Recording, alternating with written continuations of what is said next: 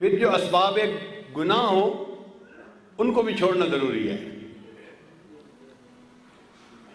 مثلا کچھ دوست ہیں جو بندے کو گناہ کی طرف کھینچتے ہیں، ان سے قطع تعلقی کرنا ضروری ہے۔ ہم دوستوں کو تو چھوڑتے نہیں، پھر کہتے ہیں جی گناہ نہیں چھوٹتے۔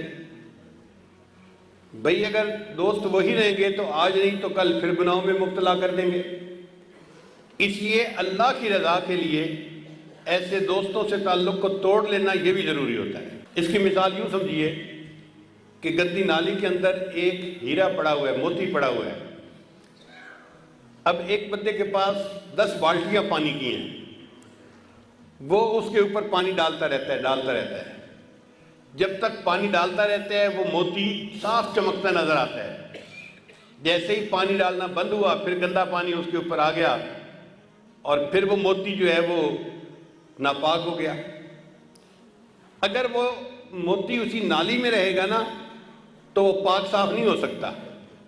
نالی سے نکال کر اس کے اوپر ایک گلاس پانی بھی اگر ڈال دیں گے تو وہ موتی پاک صاف بن جائے گا۔ اسی طرح انسان جن حالات میں ہو اور گناہ کا ارتکاب کرتا ہے ان حالات سے نکلے، ان دوستوں کو چھوڑے، پھر اگر اللہ کے سامنے سچی توبہ کرے گا اللہ تعالیٰ اس کی توبہ کو قبول فرما لیں گے۔ حدیث مبارکہ میں آتا ہے کہ ہمارے اوپر جتنے مصائب آتے ہیں ان کی بنیادی وجہ ہمارے گناہ ہوتے ہیں۔ اللہ گناہوں کی وجہ سے بندے پر مصیبتیں بھیجتے ہیں۔ اس میں کیا حکمت ہے؟ حکمت یہ ہے کہ اللہ تعالیٰ چاہتے ہیں یہ میرا گناہ چھوڑے اور میرا بندہ میرے تک واپس آ جائے، تو اللہ اس کو مصیبتوں اور پریشانیوں کی رسیوں میں باندھ کے اپنے گھر کی طرف واپس کھینچ رہے ہوتے ہیں۔ ابن عطا رحمۃ اللہ لکھتے ہیں پاک ہے وہ پروردگار جو بندے کو مصیبتوں اور پریشانیوں کی رسیوں میں کھینچ کر اپنے گھر کی طرف کھینچ رہا ہوتا ہے۔ آپ دیکھیں بندہ پریشان ہوگا نا تو آپ اس کو کہیں کہ جی ہر نماز کے بعد 100 مرتبہ یہ پڑھو، وہ 5 نمازیں بھی پڑھے گا اور عمل بھی کر لے گا۔ تو خوشیاں سلاتی ہیں اور غم جگاتے ہیں۔ جب حالات ٹھیک ہوتے ہیں، خوشیاں ہوتی ہیں تو بندہ غفلت کے کاموں میں پڑ جاتا ہے، پھر اللہ تعالیٰ اس کو کچھ پریشانی اور مصیبت میں مبتلا کر دیتے ہیں تو پھر بندہ روتا دھوتا ہے، پھر اللہ کے دروازے پر آتا ہے اللہ مجھے معاف کر دے، اللہ مجھے معاف کر دے۔ یہ پریشانی اس کے لیے رحمت بن کے آئی تھی، ظاہر میں پریشانی تھی، حقیقت میں یہ اللہ کی رحمت تھی جس نے اس کو پکڑ کر اللہ کے دروازے کی طرف کھینچ لیا۔ نبی اسلام نے ارشاد فرمایا التائب من الذنب کمن لا ذنب لہ، گناہوں سے توبہ کرنے والا ایسے ہو جاتا ہے جیسے اس نے وہ گناہ کیا ہی کبھی نہیں۔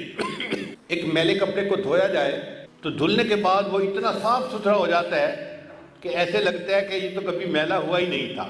یہی انسان کے دل کا حال ہے کہ گناہوں کی ظلمت کی وجہ سے دل میلا ہو جاتا ہے، لیکن جب بندہ سچی توبہ کر لیتا ہے اللہ تعالیٰ اس کے دل کی ظلمت کو صاف کر دیتے ہیں، دل ایسے بن جاتا ہے جیسے اس نے کبھی گناہ کیا ہی نہیں تھا۔